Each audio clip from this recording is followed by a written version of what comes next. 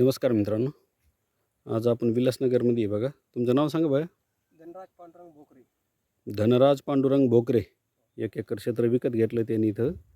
या क्षेत्रासाठी त्यांना पॉईंट पाहिजे होता, पण त्यांना 1 लीटरचा पॉईंट दिला इथं.